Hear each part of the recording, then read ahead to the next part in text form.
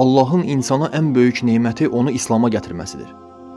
Necə ki Allah Rəsulu buyurmuşdur: Allah Sübhanehu ve Teala bu dünyanı sevdiyinə də verər, sevmədiyinə də. Yəni Allah bu dünyanı sevdiyinə də verir, lənət etdiyinə də. Çünki bu dünyanın Allahın gözündə zərrə qədər dəyəri yoxdur.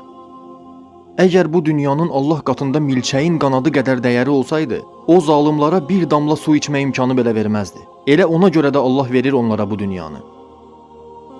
Yəni sevdiyinə də verir, sevmədiyinə də. Lakin imanı Allah Sübhanehu ve Teala sevdiyindən başqasına vermir.